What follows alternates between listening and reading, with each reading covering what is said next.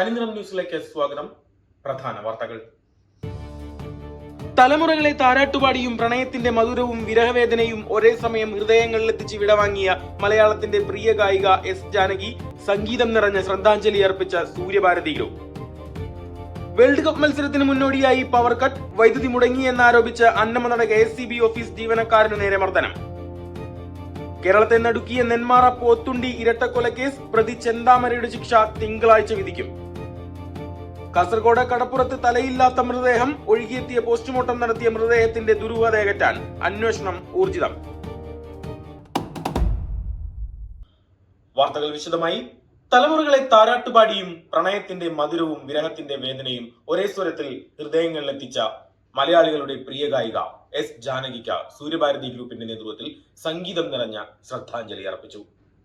തലമുറകളെ താരാട്ടുപാടിയും പ്രണയത്തിന്റെ മധുരവും വിരഹത്തിന്റെ വേദനയും ഒരേ സ്വരത്തിൽ ഹൃദയങ്ങളിലെത്തിച്ച മലയാളികളുടെ പ്രിയ ഗായിക എസ് ജാനകിക്ക് സംഗീതം നിറഞ്ഞ ശ്രദ്ധാഞ്ജലിയുമായി സൂര്യഭാരതി ഗ്രൂപ്പ്. കോളങ്ങാട്ടുകരയിലെ സൂര്യഭാരതി ഓഡിറ്റോറിയത്തിൽ നടന്ന അനുസ്മരണ സമ്മേളനം വികാരനിർഭരമായ നിമിഷങ്ങൾക്കും സാക്ഷിയായി.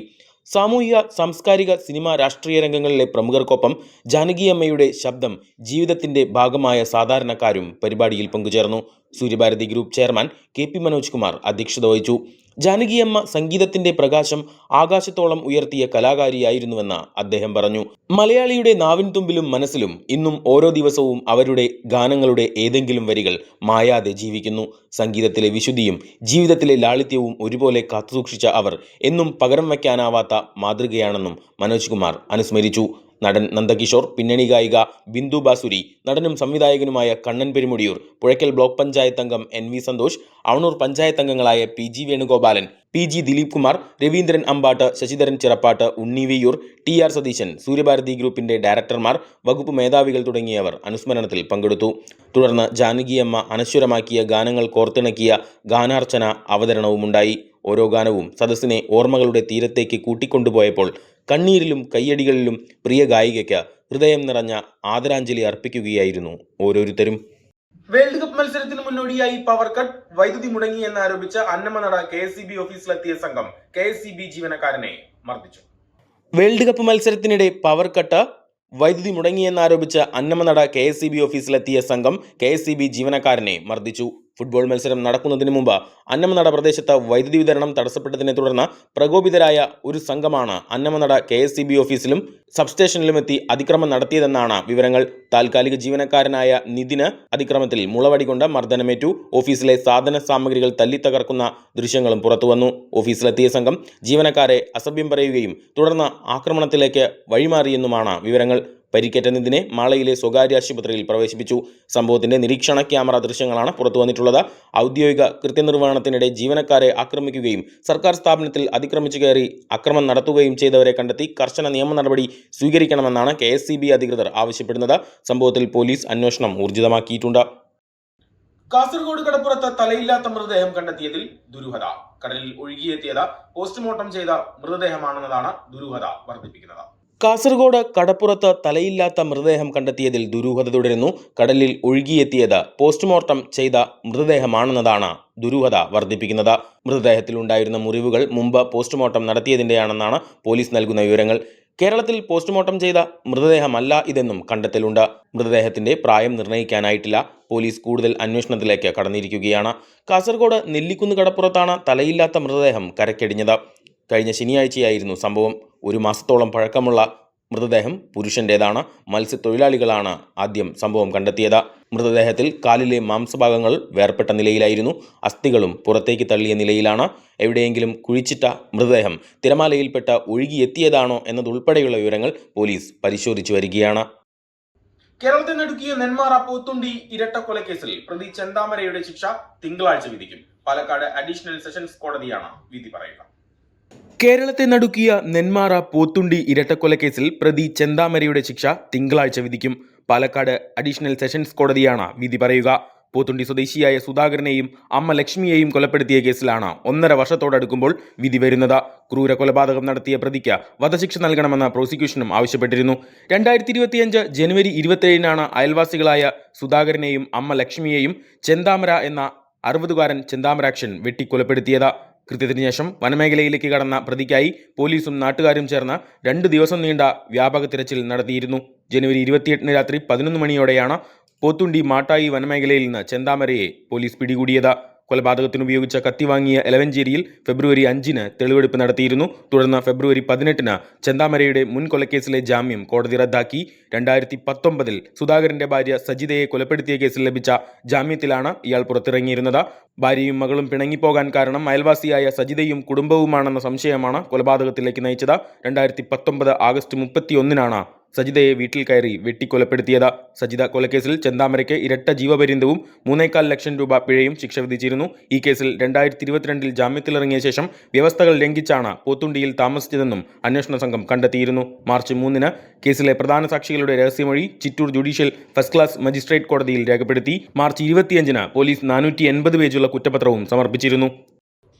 വടക്കാഞ്ചേരി കാഞ്ഞിരക്കോട് ആംബുലൻസിൽ നിന്നും ഓയിൽ ചോർന്നു. നിരവധി ഇരുചക്ര വാഹനങ്ങൾ റോഡിൽ തെന്നി വീണു. സംസ്ഥാനപാതയിൽ ഏറെ നേരം റോഡ് ഗതാഗതവും തടസ്സപ്പെട്ടു. വടക്കാഞ്ചേരി കാഞ്ഞിരക്കോട് ആംബുലൻസിൽ നിന്നും ഓയിൽ ചോർന്നു. നിരവധി ഇരുചക്ര വാഹനങ്ങൾ റോഡിൽ തെന്നി വീണു. സംസ്ഥാനപാതയിൽ ഏറെ നേരം റോഡ് ഗതാഗതവും തടസ്സപ്പെട്ടു. വടക്കാഞ്ചേരി കുന്നംകുളം സംസ്ഥാനപാതയിൽ കാഞ്ഞിരക്കോട് വളവിൽ കഴിഞ്ഞ ദിവസം അപകടത്തിൽപ്പെട്ട ആംബുലൻസ് പ്രദേശത്തു നിന്ന് ഇന്ന് രാവിലെയോടെ നീക്കം ചെയ്യുന്നതിനിടെയാണ് ഓയിൽ ചോർന്നത്. റോഡിൽ ഓയിൽ പരന്നതോടെ നിരവധി ഇരുചക്ര വാഹനങ്ങൾ തെന്നി വീണു. യാത്രക്കാർക്ക് നിസാര പരിക്കേൽക്കുകയും ചെയ്തു. നാട്ടുകാർ വിവരമറിയിച്ചതിനെ തുടർന്ന് വടക്കാഞ്ചേരി ഫയർഫോഴ്സ് സ്ഥലത്തെത്തി റോഡ് കഴുകി വൃത്തിയാക്കി റോഡിലെ സുരക്ഷ ഉറപ്പാക്കി. ജോലിക്കും മറ്റാവശ്യങ്ങൾക്കുമായി പോയിരുന്ന നിരവധി ഇരുചക്ര വാഹന യാത്രക്കാരാണ് റോഡിൽ പരന്ന ഓയിലിൽ നിയന്ത്രണം വിട്ട് തെന്നി വീണത്. അഗ്നിരക്ഷാസേന സംഭവസ്ഥലത്തെത്തി ഏറെ നേരം നീണ്ടുനിന്ന പരിശ്രമത്തിനൊടുവിലാണ് റോഡിലെ ഓയിൽ പൂർണ്ണമായും വെള്ളം പമ്പ് ചെയ്ത് കഴുകി വൃത്തിയാക്കിയത്. അറ്റ്ലാന്റ സ്റ്റേഡിയത്തിൽ നടന്ന ആവേശപ്പോരിൽ ഇംഗ്ലണ്ടിന്റെ സകല കോട്ടകളും തകർത്തെറിഞ്ഞ 1-2 ഗോളുകൾക്ക് അർജന്റീന തുടർച്ചയായ 2ാം ലോകകപ്പ് ഫൈനലിലേക്ക് യോഗ്യത നേടിയിരിക്കുകയാണ്. കാണാം വിശേഷങ്ങളുമായി തനിനിറം ന്യൂസ് ഗോൾക്കാട്.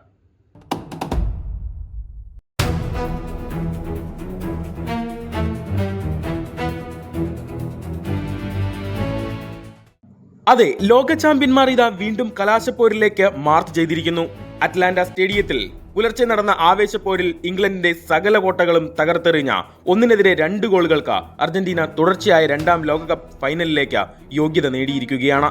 തോൽവിയുടെ അക്കൗണ്ടിലേക്ക് നീങ്ങുകയായിരുന്ന മത്സരത്തെ അവസാന നിമിഷങ്ങളിൽ തന്റെ മാന്ത്രിക കരങ്ങളാൽ തിരിച്ചുപിടിച്ച സാക്ഷാൽ ലയണൽ ആന്ദ്രേസ് മെസ്സി എന്ന മിശിഹായുടെ അവിശ്വസനീയമായ പോരാട്ടവീര്യം. മത്സരത്തിന്റെ ആദ്യ 45 മിനിറ്റുകൾ ഇരു ടീമുകളുടെയും കടുത്ത പ്രതിരോധ കളി ഗോൾ രഹിതമായാണ് അവസാനിച്ചത്. എന്നാൽ 2ാം പകുതിയിൽ കളി മാറി. 55-ാം മിനിറ്റിൽ മോർഗൻ റോജേഴ്സിന്റെ ഒരു കൃത്യമായ പാസ് സ്വീകരിച്ച ആന്റണി ഗോർഡൻ പായിച്ച വെടിയുണ്ട പോലത്തെ ഷോട്ട് ഇംഗ്ലണ്ടിന് ലീഡ് സമ്മാനിക്കുന്നു. ആ നിമിഷം 3 ലയൺസ് ആരാധകർ ഉറപ്പിച്ചു തങ്ങൾ ഫൈനലിലേക്ക് നടന്നു കയറുകയാണെന്ന്. പക്ഷെ അവർ മറന്നുപോയി മുന്നിൽ നിൽക്കുന്നത് തോൽക്കാൻ മനസ്സില്ലാത്ത ലോക ചാമ്പ്യന്മാരാണെന്ന്. പിന്നിലായതോടെ അർജന്റീന ആക്രമണത്തിന്റെ കനൽ കൂട്ടി. ഒടുവിൽ മത്സരത്തിന്റെ 85-ാം മിനിറ്റിൽ എൻസോ ഫെർണാണ്ടസ് ദൂരത്ത് നിന്നുതിർത്ത അതിമനോഹരമായൊരു ഷോട്ടിലൂടെ ഇംഗ്ലീഷ് വലകുലുക്കി അർജന്റീനയ്ക്ക് ജീവൻ നൽകി. കളി അധിക സമയത്തേക്ക് നീങ്ങുമെന്ന് എല്ലാവരും കരുതിയ ഇഞ്ചുറി ടൈമിലാണ് ആ ഇതിഹാസ നിമിഷം പിറന്നത്. ലയണൽ മെസ്സിയുടെ കാൽപാദങ്ങളിൽ നിന്ന് ഉയർന്നു വന്ന കൃത്യതയാർന്ന ഒരു മാന്ത്രിക ക്രോസ് ഇതാ ലൗട്ടാരോ മാർട്ടിനസിന്റെ തലയിൽ തട്ടി ഇംഗ്ലണ്ടിന്റെ വലയിലേക്ക്. ഇംഗ്ലണ്ടിന്റെ ഫൈനൽ സ്വപ്നങ്ങൾ തകർത്ത് തരിപ്പണമാക്കിക്കൊണ്ട് അർജന്റീന 2-1 ജയം പിടിച്ചടക്കി. ഇംഗ്ലണ്ടിനെ എല്ലാ മേഖലകളിലും തറ പറ്റിച്ചു. ഇനി കാൽപന്ത് ലോകം കാത്തിരിക്കുന്നത് ചരിത്രത്തിലെ ഏറ്റവും വലിയ ആ മഹാമത്സരത്തിനാണ്. ന്യൂയോർക്ക് ന്യൂജേഴ്സി സ്റ്റേഡിയത്തിൽ നടക്കുന്ന ആ ഫൈനൽ യുദ്ധത്തിൽ അർജന്റീനയുടെ എതിരാളികൾ യൂറോപ്യൻ ചാമ്പ്യന്മാരായ സ്പെയിനാണ്. ഫുട്ബോളിന്റെ സുവർണ ഇതിഹാസം ലയണൽ മെസ്സിയും സ്പെയിനിന്റെ യുവ വിസ്മയം ലമീൻ യമാലും ആദ്യമായി ഒരു ലോകകപ്പ് ഫൈനലിൽ നേർക്കുനേർ കൊമ്പുകോർക്കുന്നു. ഇംഗ്ലണ്ടിന്റെ കിരീട പ്രതീക്ഷകൾ ഒരിക്കൽ കൂടി അവസാനിച്ചെങ്കിലും ലയണൽ സ്കലോണിയുടെ അർജന്റീനൻ പട തുടർച്ചയായ 2ാം ലോകകപ്പ് കിരീടമെന്ന സുവർണ ചരിത്രത്തിലേക്ക് ഇനി ഒരൊറ്റ വിജയത്തിന്റെ അകലം മാത്രമാണ്. ലോകം കാത്തിരിക്കുന്ന ആ മഹാഫൈനലിന്റെ ചൂടേറിയ അപ്ഡേറ്റുകളുമായി ഞങ്ങളും തൊട്ടുപുറകെയുണ്ടാകും. വേൾഡ് കപ്പ് ഡെസ്ക് തനിനിറം.